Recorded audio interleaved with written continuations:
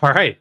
We'll do it live. How about this? How about this? Who would have thought? Who would have thought? Yeah. Super Bowl recap. I made it all the way down to South Carolina. That's right. We are here live in person. First time doing it, the show together. How many shows has it been? So we're at I think this is show 222, 223, somewhere in that ballpark. That's how long it took for us to get live in person together. 200 plus episodes before we got to do a show, but it's an amazing timing for this. It's great. I mean, it's great. When we kind of realized this about 2-3 weeks ago that I'd be coming down to South Carolina for some family things, and so I told Dan, I was like, maybe we should try to make this happen. And then last week we were like, all right, let's go for it. Super Bowl recap.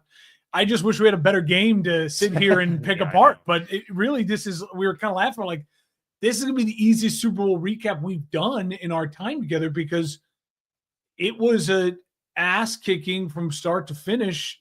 We all watched it. We all know it. The Eagles Super Bowl champions. Congrats. Go Birds. Congrats. And what a win for Philly. And yeah, it's one of those games where there's not much nuance that you have to sift through. Like normally we're sitting there talking about, okay, how did we get here? This thing happened, happened. And, that's why the close game went to this team. But this was just an absolute drubbing. From like the start to finish, there wasn't one moment that you can really point to say that's where things turned. But there were obviously some key plays in this game that contributed. This Super Bowl is a win for guys like us who don't like. If you're Dan Orlovsky, this is a tough Super Bowl, right? Because your job on ESPN is to sell like, I'm going to break it down and show you like this little thing happened, and then oh my god, yeah. But for guys like us who are like, no, you. Like normal fans in a lot of ways, we call ourselves that elevated bar talk. Yeah. We always like to say, like, if you're going to the bar, Dan and I would be the guys at the bar who you'd run into. We're like, yeah, that's kind of, but like, think about it this way. And then you'd be like, oh man, that's kind of smart. You like leave you with that little nugget, but it's still bar football talk. Yeah. I mean, we're still removed from the league. We've never played at the college or higher level. But I think I think it's just that the fact that you just want with your eyes, you're like, this was an ass whooping. I mean, it's just total domination. And I think there's no need to even break down the second half at all. Like the second half, when the Chiefs did not score in the first drive of the second half, you're like, okay, well, I mean, it's just that was their opportunity. It's done. And I think when you look at the first half, there's some key moments, but even then it goes back to the fact that crucial stat that I tagged, I think you in on Twitter today as I was driving down here, is that the Chiefs let Patrick Mahomes get sacked 6+ times, and the Eagles did it with 0 blitzes. Yeah. I mean, the dominance from the Eagles front four against that Chiefs offensive line, it's not what I thought would look like going into the game, because, listen, Buffalo's defense isn't terrible. The Houston Texans rushed the passer really well. Yeah. They handled that, but this was a whole other monster. And I think my gut reaction a day later, like leaving it and having picked the Chiefs and thinking the Chiefs were going to win, is that like I'm just disappointed that the Chiefs did not have a right hook. It's like they're a boxer who's a southpaw, and then it's like the lefts are just not landing, and it's like, all right, let's just keep throwing lefts, and it's like, where's the uppercut? Where's the right hook? Where's the jabs? Where's the body shots? Where's the kidney shots? I mean, they had nothing. I mean, they couldn't even keep it competitive at all. And you look at the box score and you say Mahomes, 3 touchdown passes. That all of that is just not even worth mentioning. No, garbage time. It's not worth mentioning. It's stat pads. That was, I mean, I haven't seen every game of Patrick Mahomes' career, but that was probably the worst game that he has ever played. And that is up there with some of the worst quarterback play in the Super Bowl that I've seen in quite some time. And he has 2 of them. Yeah. His 2 worst games as a pro are 2 Super Bowl losses, which is astounding for a guy who's a 3-time Super Bowl MVP and a 3-time Super Bowl winner. But his 2 losses, at least when the Bucs lost, we knew going into that game, like their offense, like they lost both their tackles the 2 weeks before. We're like, they're in trouble. This game, you didn't think like they're in trouble. We all said it over and over and over and over again. Eagles have the better defensive line. Eagles have the better offensive line. Eagles have the better defense overall. They have the better running game, the better skill position. But Mahomes and Andy Reid, and you were waiting for Mahomes and Andy Reid to like, oh, okay, this is what they're doing. Now we adjust. And there was never an adjustment. Never an adjustment. Nope. And they didn't even like look, we knew going into this that their offense was a lot different this year than it had been in years past. Yeah. And they weren't really getting much out of the run game to begin with, but they didn't even try and create any sort of rhythm on offense. And rhythm is not just about the play calls and about possessing the ball over a certain period of time. It's about having that delicate balance of how you're attacking the defense in a way that lets you keep moving forward, but not at a predictable pace. They gave up the run so quickly. And even in the second half, they opened the second half. They were like, oh, we'll get back to it and we'll try and run. And they had a successful Pacheco had like 6 yards or something on like the first carry. And then they stopped running it again after that. And I was just like, obviously they weren't going to have success running the football over, the course of the entire game. But you got it. Like, that's what I was talking about last week in what was the biggest thing that I thought they needed to do was get those run game alternates that they're so good at, the screens, the quick passes to Samaje was no factor. Worthy wasn't a factor till the second half. Yeah, and they just weren't getting the ball out to guys in the first 5 yards of the line of scrimmage, which is something that Mahomes is usually really good at doing because he can dissect the defense so quickly. Vic Fangio, man, this was a masterclass in dialing up a defense that doesn't require exotic blitzes. I mean, they didn't blitz at all, like you mentioned, and they still did a bunch of stunts at the line of scrimmage that obviously gave that offensive line fits, but they had enough guys with just confidence and good enough kind of like zone schemes to where you have Cooper DeJean, a rookie, getting a pick 6 in the biggest game against the best player in the league. They just coached up these players like extremely well. As Jason McIntyre kept calling him today during the herd, Fangio, and I was like yelling at my radio as I was driving here, Fangio. I'm glad you brought him up. He didn't do it purposefully. He just like can't pronounce his name. I was I'm glad you brought it up because like the story really to me is the Eagles. And the story then is 100%. like, is this a team that's an all-time great team? Where does this team rank against those 70 Steelers teams, the 85 Bears, the Montana Niners who blew teams out? Where does this team rank against that Seattle team that blew out Denver? It was like an all-time great Super Bowl performance, and Fangio over the last 15 years in the NFL, he is that like top 2 or 3 defense coordinator with Spagnuolo and a couple other guys. You're like, that guy's elite, and he's elite, and he failed as a head coach. We saw that, but some guys are elite. Some guys are just an elite coordinator. And Fangio, when he had it in Chicago in 18 with Khalil Mack and that talent, it was like when he has talent, he can absolutely scheme with the best of the best of the best of them. And Fangio deserves a ton of credit for coming into this game and absolutely imposing his talent's will on Kansas City Chiefs. I kept saying like the MVP should be Fangio or the defensive line. You can't do that. And then with Jalen Hurts, the way that throw to Dotson, the throw to AJ Brown right away, plays, like the deep ball touchdown. And then, of course, the running. I mean, as you see here, we're looking at the box score. He led the team in rushing, and it was timely running.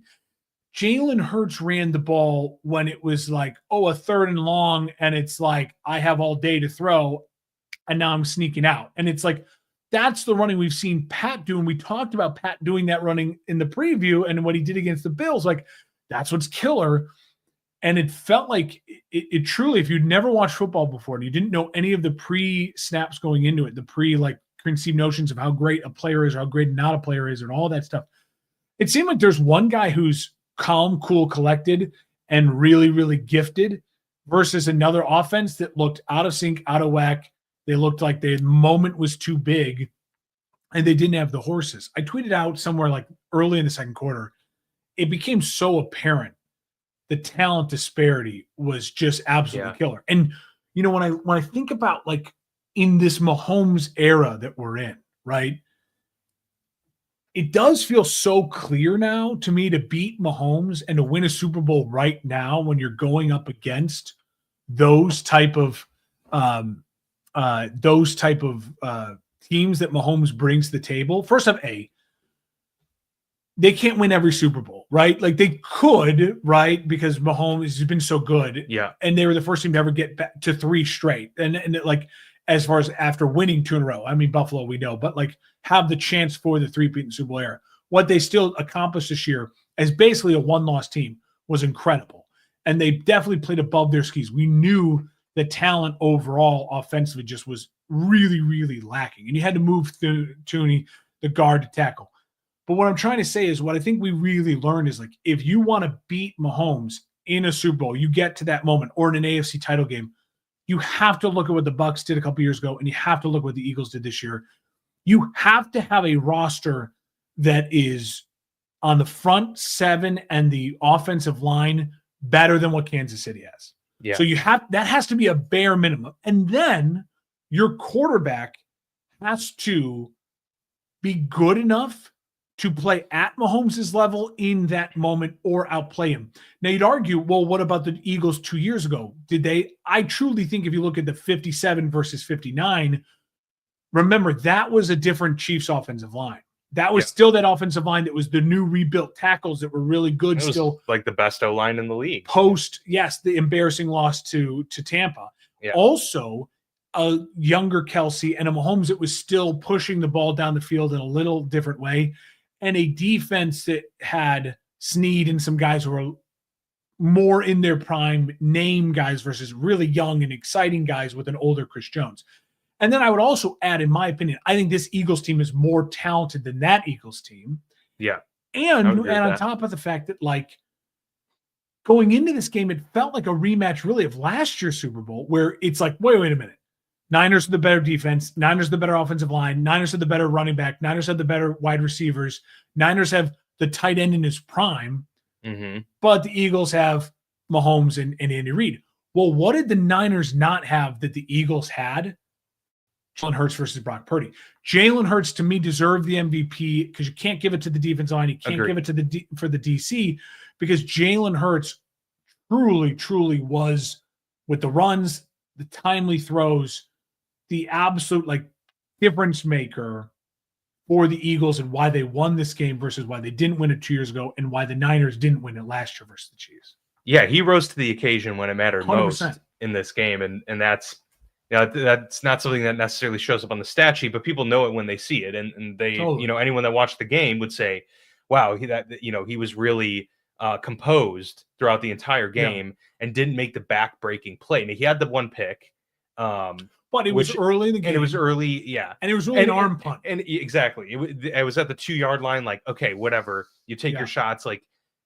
Those are going to happen. It was the first one of the game, and I was like, well, you can't be you can't lose the turnover battle. He had to thank his defense for that. Yeah, to get that ball right back and to quell that was huge. Yeah. But he played in 57. He played lights out. He was like MVP. But he had the brutal back-breaking play that ruined it. Yeah. He didn't make that play in this game, and he was way more complimentary with what he had at his disposal. Totally. Like you said, he used his legs in opportune moments. He leaned on Saquon Barkley. Saquon didn't have a great game, but also Saquon didn't have a bad game. Like he had an underrated game. Exactly. The threat of Saquon was huge because you saw them commit to stopping Saquon. And by doing that, it forced Jalen Hurts to find the open guys, and he made the plays. I also appreciate the rest. And Saquon in pass pro was great. That touchdown throw down the sidelines. Dude, I tweeted it. Awesome. Everyone tweeted it. He was perfect. He was a team player. There was no whining, complaining. Saquon was involved in that game plan and was extremely important to that game plan. He also made that crucial catch where he's falling back and on his back to move that drive down. When again, it was kind of like Peyton in 85, where they were like, Peyton, like, you're going to be the decoy the whole game. And it worked out. It opened up stuff. Yes, we need to feed you but eventually, in a lot of ways, it's interesting. Yeah. You're going to help us by what you, the presence that you present, on the field. 100%. I think, listen, as a fan of football, the other thing that kept coming to my mind, and I've been thinking about this on my 12-hour drive down here today, I was like, listening to Colin Cowherd, listening to Part of My Take. I listened to Dan Patrick for a little while, and I'm listening to all these different things. And the funny thing was, it's like no one was saying what I felt, which is like, Ian Coward was even like, we've never seen this before from Patrick Mahomes. And I laughed. I'm like, no, we haven't, but I've seen this game 1,000 times as a Bears fan, where it's like, oh no, my offensive line can't block anyone, and my quarterback's throwing picks, and we can't move the ball. Like, I felt so comfortable watching that game. I'm like, oh yeah, no, there's just there. Yeah, if you don't know, they bleed. If you're a fan of the Chicago Bears, you're like, oh yeah, there's games where your offense just doesn't do anything, and it's like, yeah, I'm used to watching games where my offense does nothing, and that's what I think was also so jarring. I was sitting in a room full of Chiefs fans as well, and you're just like, them trying to fathom what is happening. Yeah. And me being like, oh, yeah, no, this just happens. There's days where your team, you just can't do anything. And I think that was again, because we knew there was an asterisk going into the Tampa game where it's like Tampa had Vita Vea and that incredible pass rush in that front four. And it's like, and they're starting third stringers at tackle. It's like, this is going to be messy. And within a couple minutes, we knew it was messy. But even then, the game never got out of hand the way this game got out of. Yeah. And listen, it was 34-0 at one point, right? Yeah. And if you want to talk legacy, for the Eagles, there's a lot of things, right? We're going to have to spend some time maybe this summer to try to put, like, where does this Eagles team in that run fit in the pantheon? Because it truly is impressive to shut down a really great, the best quarterback, and stop the three-peat, and to dominate the way they did in the NFC title game, the Super Bowl, the way they dominated the Packers, close game against the Rams, but a good Rams team. Mm-hmm. I mean, and then to really have only lost one game in which Jalen Hurts was healthy since October. Like, I mean, they've been on an incredible run. You were on it. I was still in love with Detroit. You saw it more than me. Jalen Hurts' legacy, that's a conversation. Where do you put Jalen Hurts? But if you want to talk Mahomes' legacy really quick, I think people are being way too hard on Mahomes this morning. Brady was 3-2 in Super Bowls after 5 Super Bowls. Mahomes is 3-2. Yeah. Are his losses bad?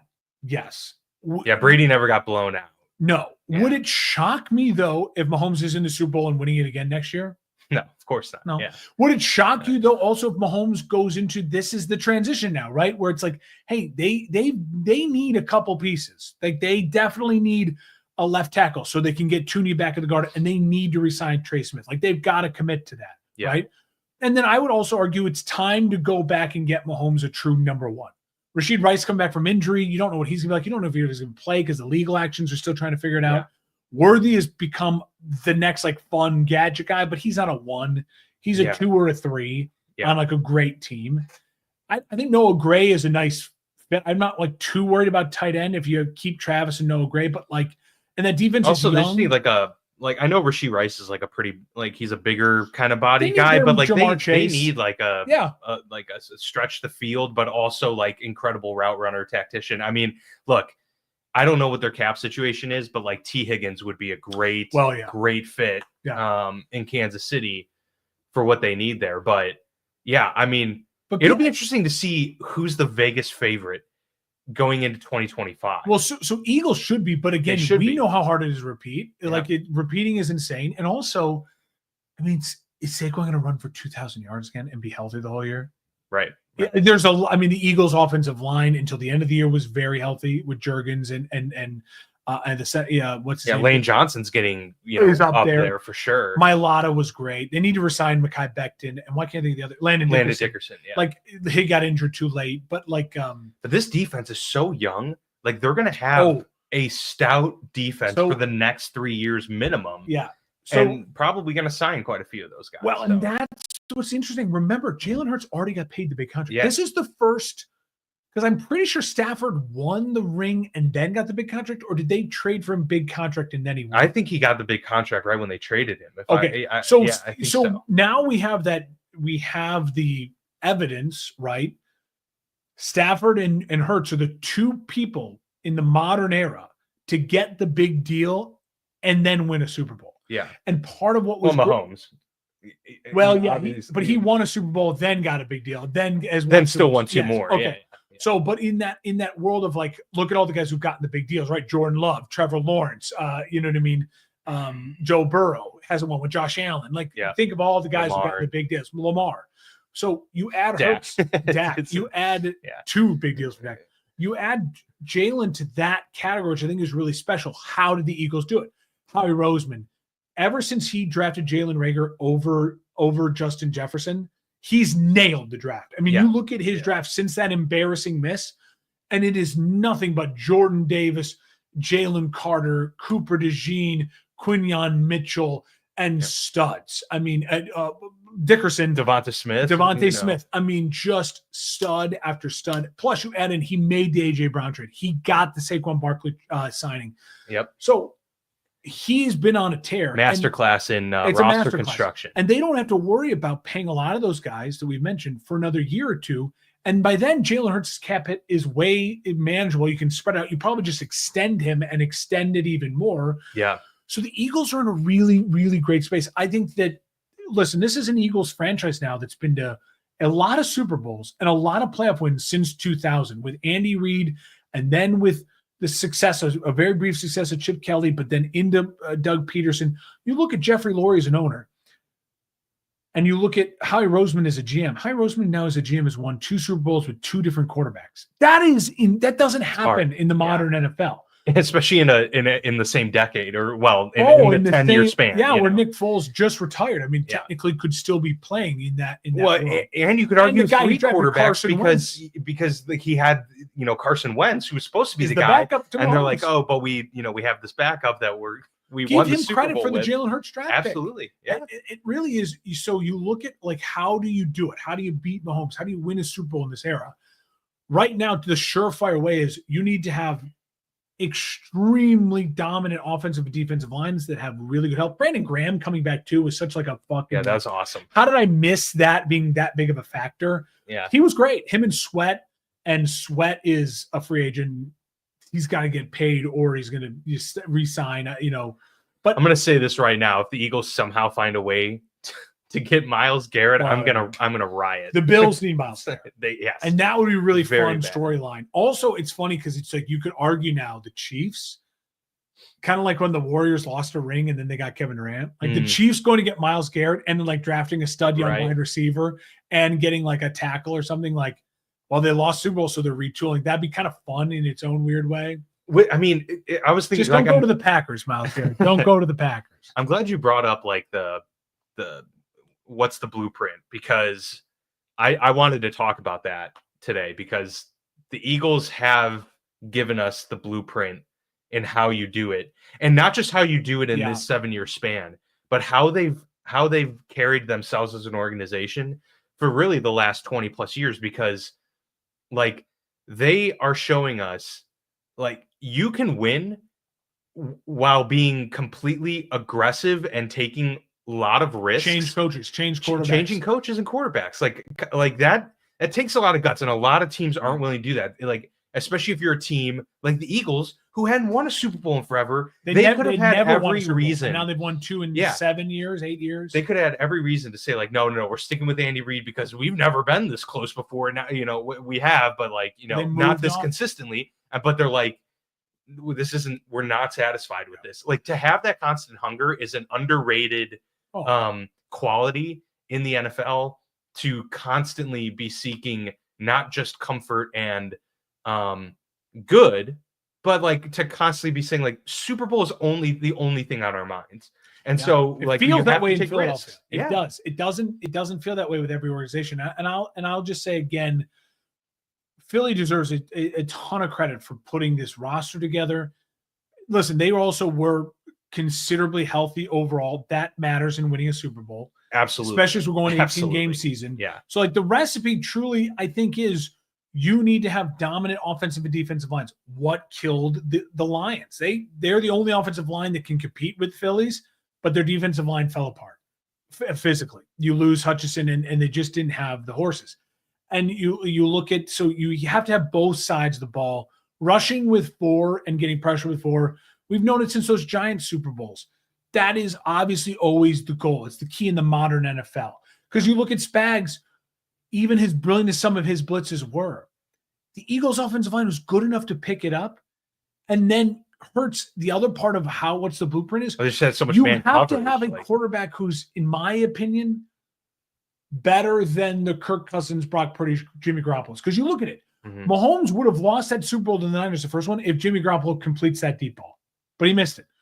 You look at the 49ers, Jimmy Garoppolo, it was Brock Purdy late in the game in the fourth quarter and overtime, didn't make the big throws in the big moments. That's what we were talking about a year ago now. Yeah. And then you look at for a guy like Jalen Hurts, in his first game, he outplayed Mahomes, but he made the giant mistake at the wrong time.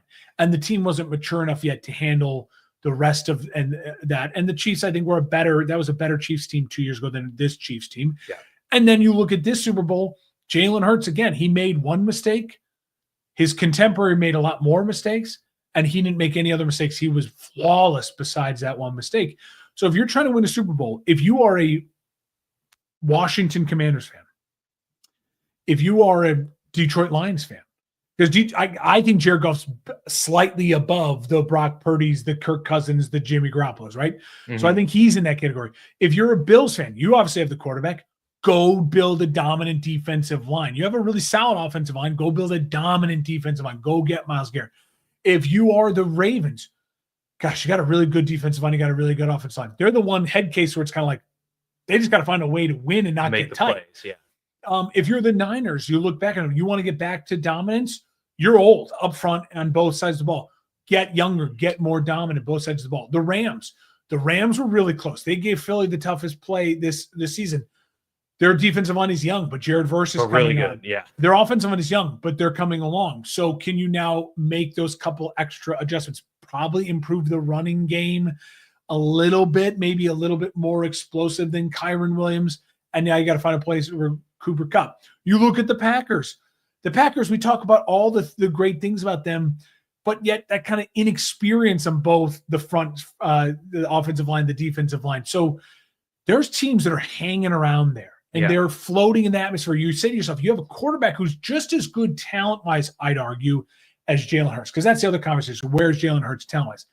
I still don't think he's top 4 of like the guys.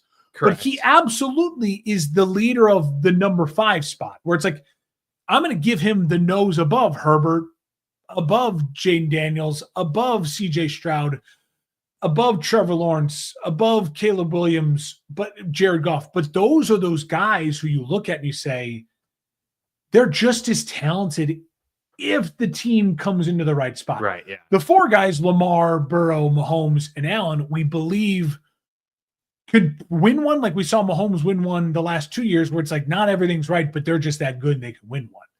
So Philly deserves all the credit. They absolutely dominated this football game, and in a way that I didn't think was possible. I don't worry about Mahomes' legacy.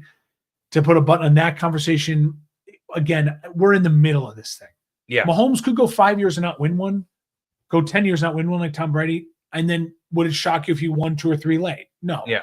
I think it would be a little more shocking because I don't think Mahomes' body is built to play to 40.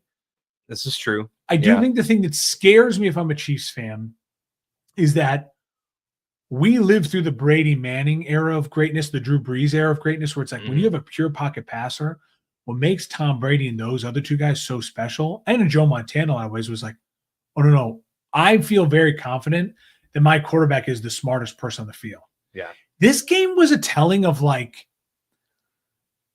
I know Mahomes is like, I know he must see the game, but it felt a little bit more like the Brett Favre Mahomes. Yeah, you got like very flustered, it seemed. Yeah. Dude got flustered, and it's like, no. Brady, even when he was down 28-3, what makes that game so special? What makes him the GOAT? What makes him the person that everyone has held the standard to? It's not really the 7, but that 28-3 to get number 4 and to come back in that way. When you watch the second half, what he did, he refused to let his team not be in a position to win. Yeah. And that was actually to get number 5. But he refused to let his team not be in a position to win. Mahomes, I give him a pass for the Tampa Super Bowl. Your offensive line, you were not good enough. You weren't winning that game. Even if your tackles were healthy, I think Tampa was winning that game. Like they were so dominant. For sure. This game, though, Mahomes' shoulder has to filter a lot of. He does. I saw you do that. I saw you beat a good Buffalo team. I saw you handle the pass rush of a really great Houston pass rush. And there was nothing but flustered. It felt unprepared. It felt like there was no second punch. I don't know if they need to get rid of Matt Nagy. Now, this is not me hating on Matt Nagy. But it does feel like a little bit like I'm like, where's that next voice in the room? Where's the second? Yeah. Where's the jab? Like I said earlier, like there was just that nothing that worked. And when Hopkins dropped the ball, when Travis dropped the ball, like this team, they're no energy, they're dead, and they're left their defense out to dry. Well, the no energy defense part played that bad. They just were left out to dry. No, well, that's the thing is like I was thinking like the Eagles' offense wasn't like they didn't play mind blowing. It was they had yards per rush 2.3, 25 no as long as was 10. They didn't light up the scoreboard consistently like the whole time. It was methodical, like a field goal here or and a couple big plays really contributed to the offense scoring more than they may have normally, was because they had those deep balls to Dotson, to AJ Brown, the long runs from Jalen Hurts, like probably 5 or 6 explosive plays in the game that put Philly in consistent position to score points, whether it was a field goal or a touchdown. So it's not like they were like 12 plays and each one was like 15 yards. Like, no, they had a couple big plays, and then Saquon would get stuffed at the line, and then maybe get stuffed at the line. They converted their third downs too. And that was huge. I mean, and Jalen was converting the third downs. Yes, and Mahomes wasn't. That was the big key here. I want to look and see if we can find the third down percentages, because it was that was pretty glaring. My big thing, like, listen, that first half is the whole story. The second half is not even where it really isn't where, after they didn't score in that first half of the second half, it was done. And so when you look at the first half, what's so telling is their only first down of the first half was that first play, that pass to Juju. And I tweeted out because I had the Juju over and I missed that bet by half a yard because Juju only had 2 catches for 16 yards and it was 16 and a half yards. Because he only got 10 on that first catch, but that was a first down. And they went 3 and out, 3 and out, 3 and out after that in the first half, Dan. It was just, and even then going in halftime, I thought, okay, well, here's their chance. He's going to have his big moment to come back. And then when they did again, nothing to start the third, it was like, well, it's over. Yep. I mean, time of possession's like crazy. It's 36-23. But surprisingly, the Eagles were 3 of 12 on third down, and the Chiefs were 3 of 11. But they won. But the Chiefs had a couple like in the fourth quarter, I think. Yeah. So really, I think they were 1 for 11. Yeah. Until the garbage time.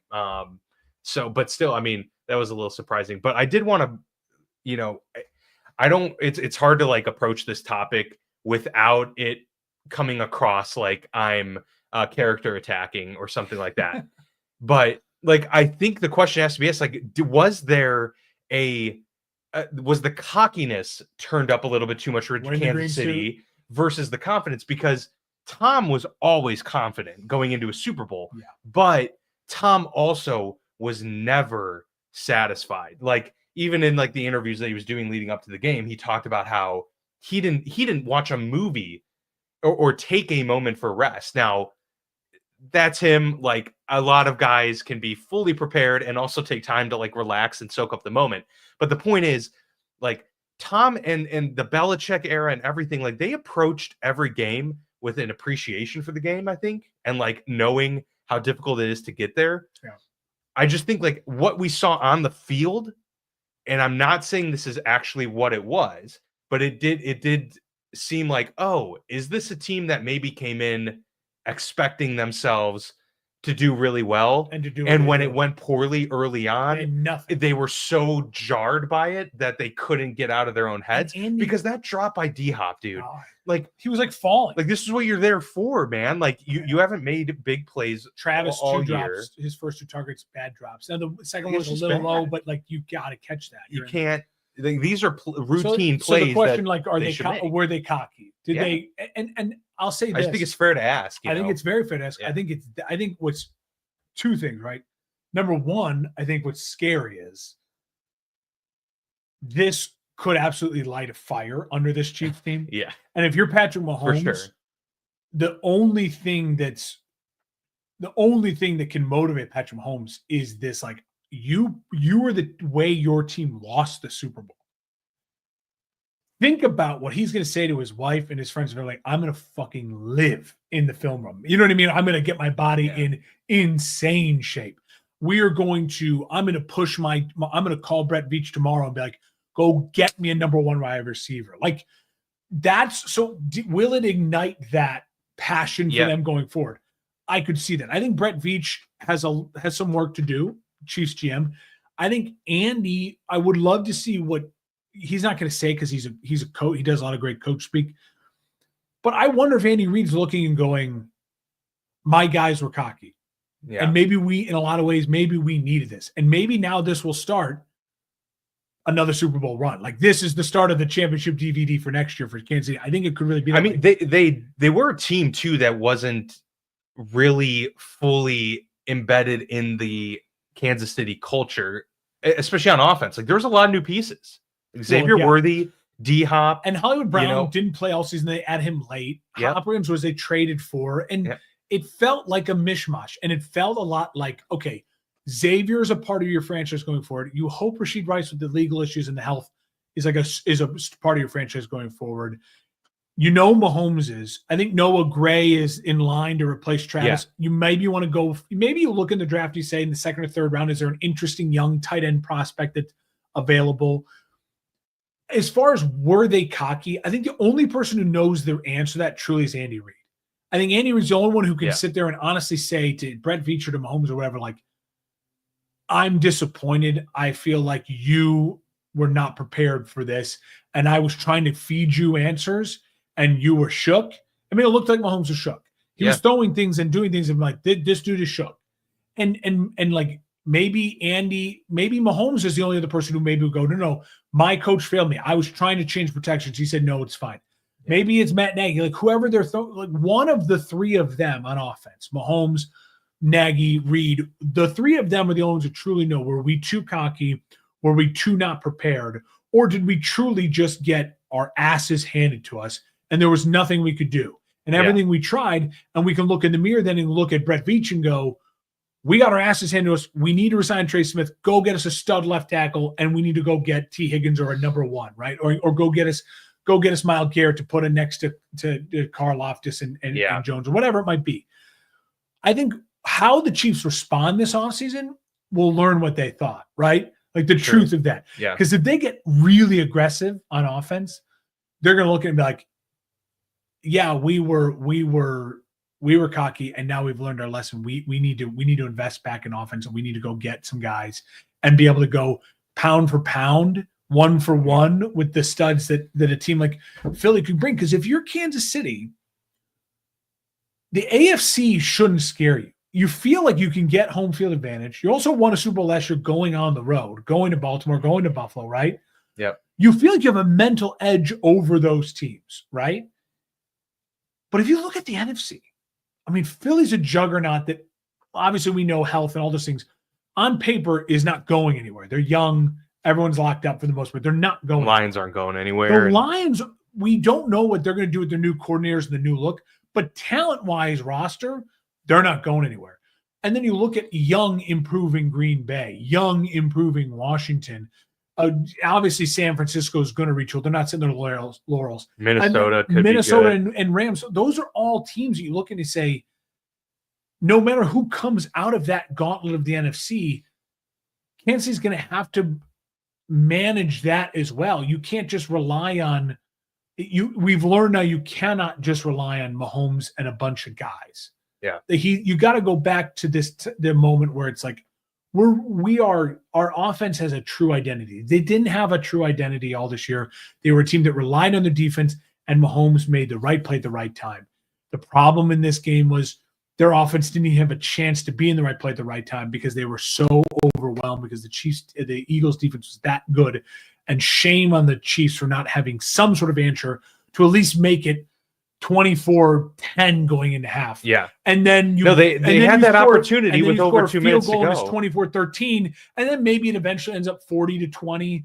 But like you didn't have anything. Yeah. And even when Brady was down 28-3, they scored the 3, and then they were the team in the second half that made the adjustments, were hungry, and fought and fought. And he did it with guys like James White and Julian Edelman. And like, Yeah, you had found Gronk, anyone. but there was no number one wide receiver. And it's like, that's what's scary if I'm a Chiefs fan. Like, is Mahomes, when he couldn't run because they shut down his running too, his next level? It just didn't exist in this game. And he does deserve some criticism for him. But also, I do think maybe historically we look at the Eagles team and go, maybe they were just that. They're an 85 Bears. They're a steel curtain Steelers. Like, they are a special team. Maybe not. I think time will kind of tell where they land. Yeah. Or like the 2000s Baltimore Ravens. 2000 Ravens, great Ravens. example. Yeah. If I did have to point to a play, it would be this one here. With a minute 49 in the second, you're down 17-0. You have a chance to go down the field if you're Kansas City, get a touchdown, make it 17-7. You get the ball at the second half. Yeah. Like, you're right in this thing. And the first With play, 3 minutes, Patrick Mahomes throws a terrible interception with a minute 49 in the second. Yeah. That was the moment. That was a terrible throw. And I know he got hit as he was throwing it, but it was a terrible throw. Yeah. And Zach Bond also made a really good play. Great catch. But that was it, because then 2 plays later, Philly scores a touchdown, 24-0. Boom, we're going to the half. Like, that's deflating. I also do, like, we haven't mentioned this, and I am not the biggest cheerleader. I don't even know if I would say I'd put Nick Sirianni as like a top, 7 coach in the league. But like, you got to give the guy his props. Yeah. He's now a Super Bowl champion and been to 2.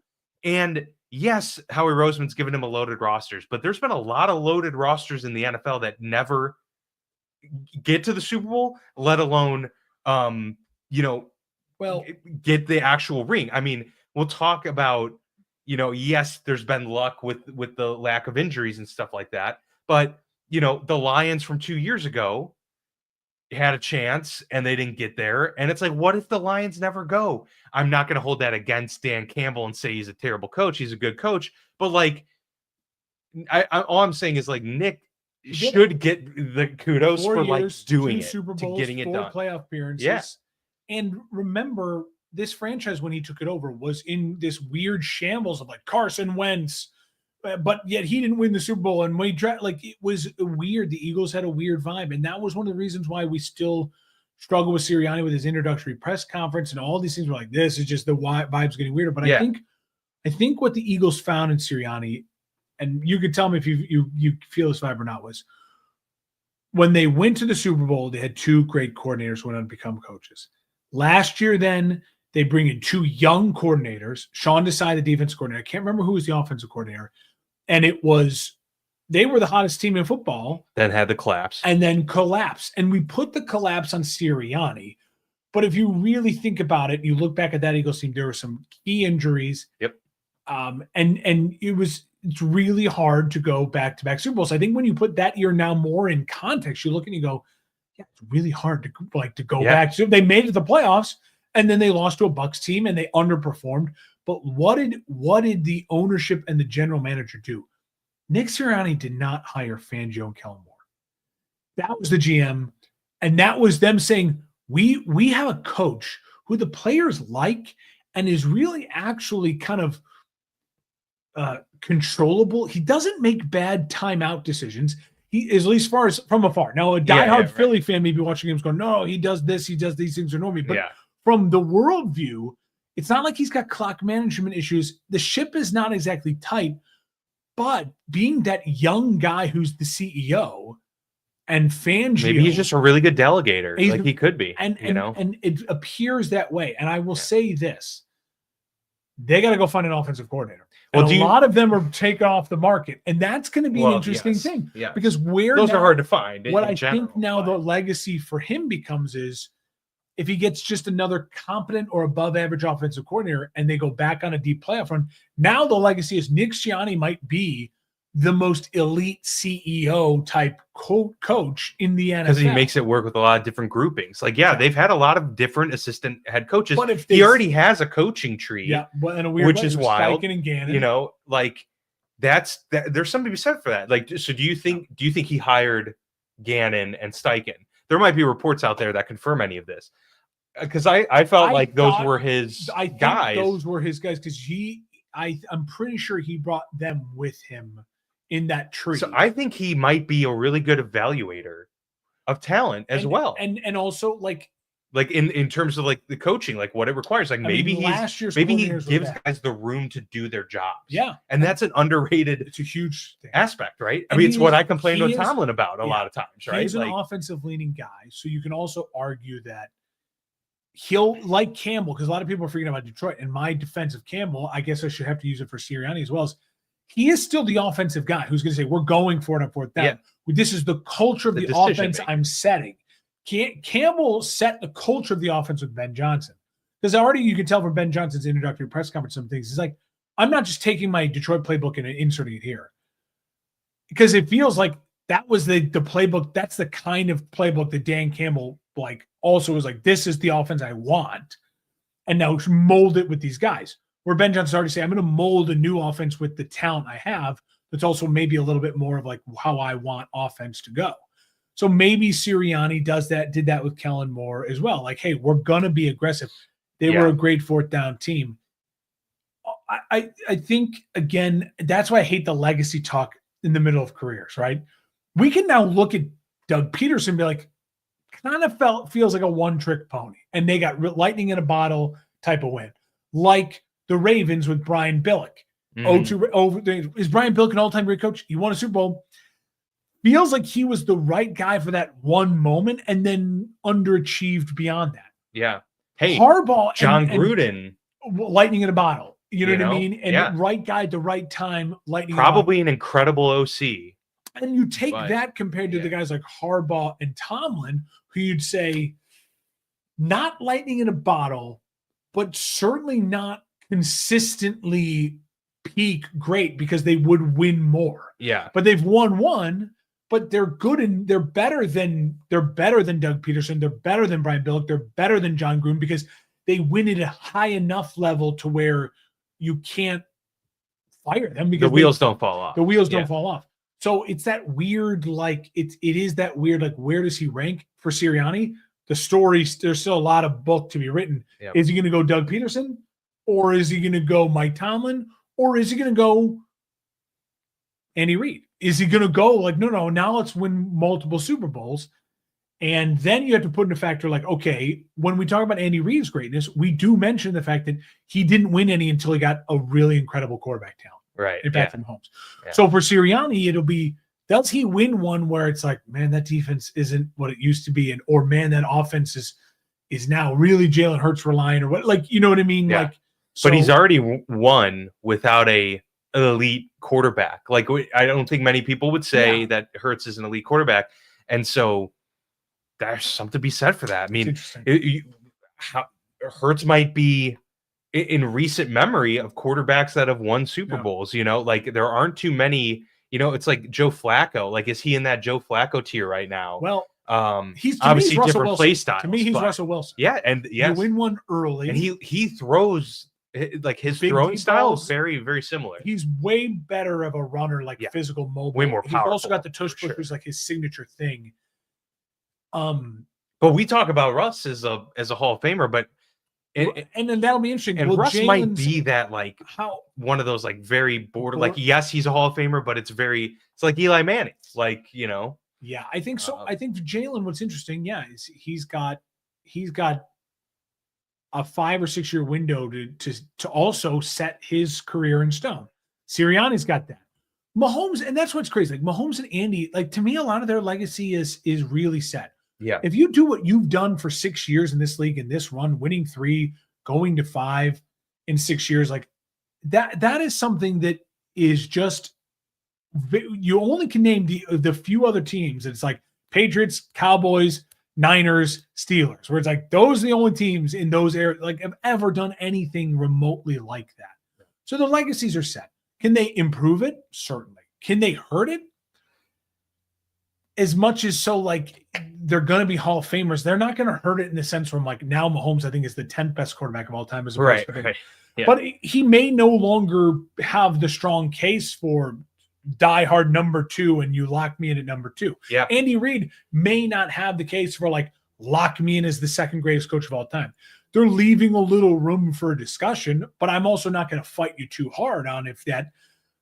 Now, even if they go to 5 more Super Bowls and lose 5 more, to me, the getting there and the impressive of like the accolades they'll achieve in doing that, it's going to be impressive. And so let's wait on the legacy talk until it's all said and done. Yeah, no, we'll talk why Eli Manning didn't make it and why he, in my opinion, he should have, but also why like the legacy thing when the guys are done. Also, next year's Hall of Fame class, a small class. So. Next year's Hall of Fame class is loaded with Breeze and Larry Fitzgerald, and that's going to be really, really this is true. Yeah, fun and juicy. So, off season, it's on the way. Yeah. Any other final thoughts for the NFL season as a whole? No, I mean it was, it's becoming a thing where as much as there is parity in the league, it's becoming really easy to clock things. Obviously, and I don't even know if that's necessarily good or bad, because I think in the free agency era, to have a dynasty like the Chiefs is something special. Like I think we should embrace that and be like, wow, it's really hard to be that good for that long period of time when guys are going to get their bag all the time. I just think that it is becoming like we could see this a mile away coming into the year. Like the Chiefs are going to get back. They're great. They got Mahomes. Like it's too, and okay, you could see a wrinkle here or there. I think at the end of the day, it's that there's really maybe 5 teams that we could say we feel have a legitimate shot at the Super Bowl. But I will say, and then you get those the Commanders and the Houston the year before, so they can pop up. Yeah. But those teams, while they do pop up, have never popped up and delivered that year. Yeah, on the ultimate prize, right? At least in recent memory. So that's the only thing I'm like, it would be cool to see a team catch fire and then like it would have been cool to see Washington do it, but I think we had the 2 deserving teams in the Super Bowl. But I think that's going to improve. There's so many good young quarterbacks in the league now. There's going to come a time where CJ Stroud has his moment, like Trevor has his moment, or at least an opportunity for the moment to strike. And whether or not they take it is another thing. But for me, when I look at this season from a mile away, what I'm going to take from it, I think, really is the NFC is now no longer you can say that's not as good as the AFC. Right. Yeah. I truly think when you look at Washington, Green Bay, Philadelphia, the Rams, Detroit, Minnesota, those are 5 teams. Not all 5 of them are going to be as great next year, but at least 4 or 3 of them will be. When you add in the wild cards of like a Tampa, I think Seattle has a really strong roster if they find an answer quarterback. Obviously, the Niners could come back. I think there's a lot in the NFC that's really interesting, right? And the growth of the NFC is not an afterthought if they've been the last like 3 years. Yep. It's like whoever wins the AFC is going to win it. So that's really interesting. I also think this feels really different from at the end of the season after the last time we had this many quarterbacks drafted in the first round. Remember, it was after the 2020 season when it was Lawrence, Trey Lance, Zach Wilson, Justin Fields, the 5 guys, Mac Jones. We truly, I think, have at the end of the year with Caleb, with Jaden, with Drake, with Michael Penix, with Bo Nix. Am I missing one? Was there 6? Well, JJ McCarthy. Unknown. But with those 5, I think we got 5 dudes who were like, no, those guys can play. Yeah, like quality NFL quarterbacks. At the worst, they are Kyler Murray, like quality starting quarterback. I mean, the fact that like in the last 5 years, we've had probably 3 quarterback draft classes that have produced between 4 and 6 quality, like that's a lot. Like, and it is funny because we're still every year we get closer, and I'm thinking of this from Pittsburgh's perspective because I'm like, when are we going to get our quarterback? I'm like, oh well, surely there's only like 3 teams now that need a quarterback, but no, every year there's still like 10 to 12 teams that still need quarterbacks, and that's because Derek Carr falls off the right, cliff. Yep. Aaron Rodgers falls off a cliff. Kirk Cousins falls off a cliff.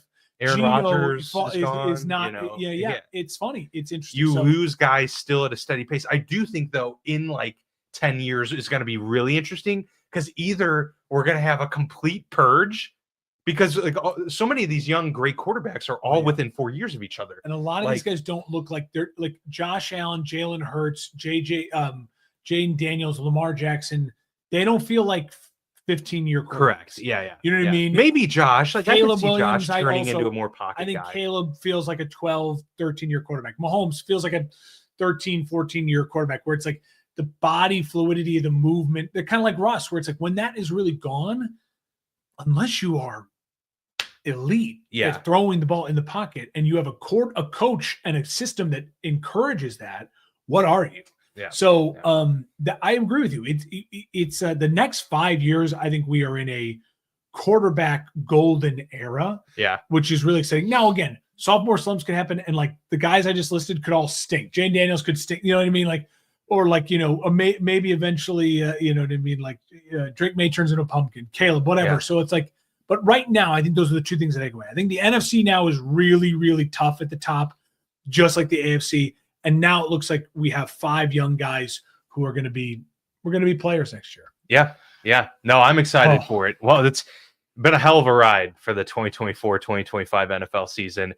Pleasure having you here in the humble abode. How about it? I don't know when it'll happen again. This is fun. We don't know, but off next week. We'll take a week off. Let things settle.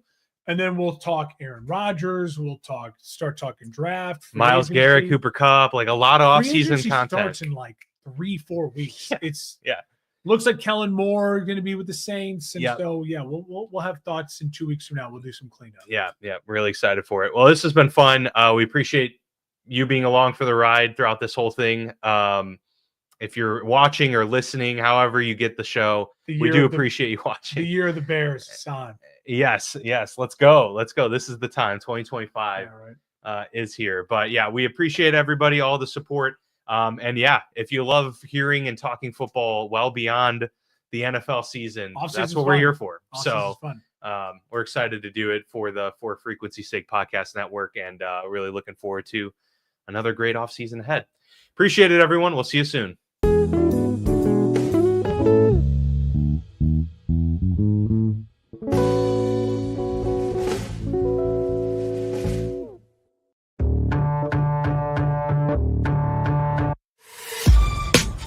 This has been a For Frequency's Sake Podcast Network production. For more great content, subscribe to For Frequency's Sake on YouTube, Facebook, and Twitter.